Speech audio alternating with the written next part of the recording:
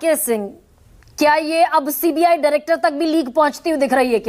क्या एक इकलौती ऐसी स्वायत्त संस्था जो फ्री एंड फेयर दिखती है, होती कितनी है तो 2013 में सुप्रीम कोर्ट ने बता दिया था, लेकिन दिखती है फ्री एंड फेयर क्योंकि उसमें सीजेआई बाकायदा पैनलिस्ट के तौर पर शामिल है, वहां तक पहुंचता है क्या अभी इरोजन जिसको कहा जा रहा है? सर्टेनली गरिमा बहुत लोडेड बयान है इनका। बयान तो बहुत, अगर उनके पूरे बयान को पढ़ा जाए तो एक ऑर्नामेंटल वैल्यू ज्यादा है और लिटरेचर बहुत ज्यादा है, लेकिन उस लिटरेचर के अंदर उनका एक बयान का पार्ट है जो मैं आपको पढ़ रहा हूं। वो कहते हैं, quote, a concert of chaos was never in the contemplation of the founding fathers of the constitution. Constitutional consultation without institutional coordination is mere constitutional tokenism. तो जब इस बात को वो कहते हैं तो एक क्योस की तरफ इशारा कर रहे हैं।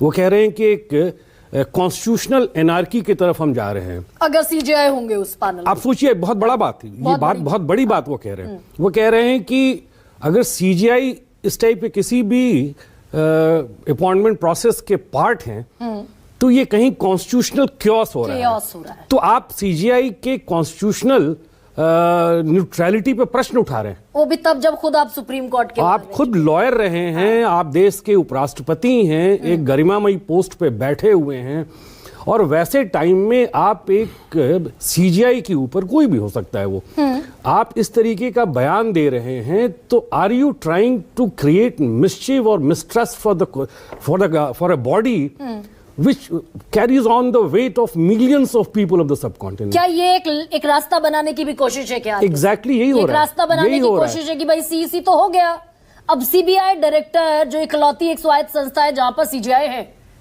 आप एक तीर से दो तीर शिकार करना चाह रहे हैं। नहीं, मैं आपकी बात नहीं कर रहा हूँ, मैं धनखड़ साहब की बात कर रहा हूँ। वो एक तीर से दो तीन शिकार करना चाह रहे हैं। कायदे से उनकी तकलीफ जो है, बहुत बड़ी तकलीफ जो है, मैं समझ सकता हूँ। सरकारों की बड़ी तकलीफ ईडी और सीबीआई को लेकर के है। आपने देखा होगा कि पिछले विगत एक साल में सुप्रीम कोर्ट ने कैसे पील ऑफ कर दिया पीएमएल एक्ट को। बिल्कुल परत दर परत उखाड़ के फेंक दिया, टू एन एक्सटेंट की जस्टिस ओक परसों उन्होंने कह दिया कि provisions of PML act is being used like a dowry prohibition act में 498 ए केस की तरह।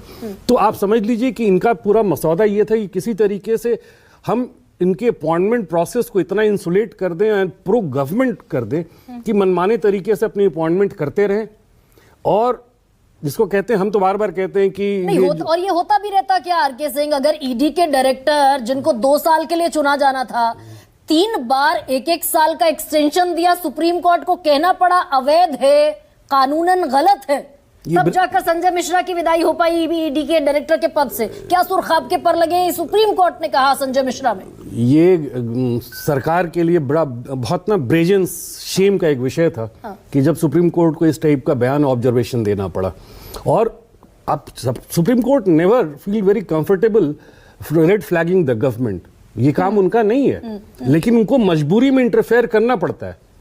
और सिचुएशन जो 2090 के बाद से, मतलब 1990 के बाद से अभी तक की जो डेवलप की है, उस सिचुएशन में सीजीआई को इन तीनों बॉडीज के अपॉइंटमेंट का पार्ट होना कोई कॉन्स्टिट्यूशनल स्कीम का पार्ट नहीं था।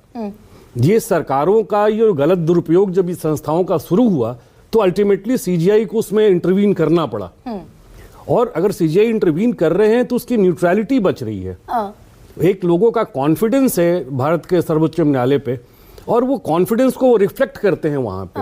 ही reflects that sentiment and faith of millions of people in that appointment process. You just cannot brazenly sweep aside नहीं कर सकते साहब कि उनके आ जाने से क्योस की स्थिति हो जाएगी तो हम उनको नहीं मान रहे हैं, वो इंक्रोच अपॉन कर रहे हैं, वो कुछ भी ऐसा नहीं कर रहे हैं। तो ये सब चीजें मेरे ख्याल से उन्हें नहीं बोलना चाहिए था, specially when the matter is coming on 19th। इससे बचना चाहिए था उनको।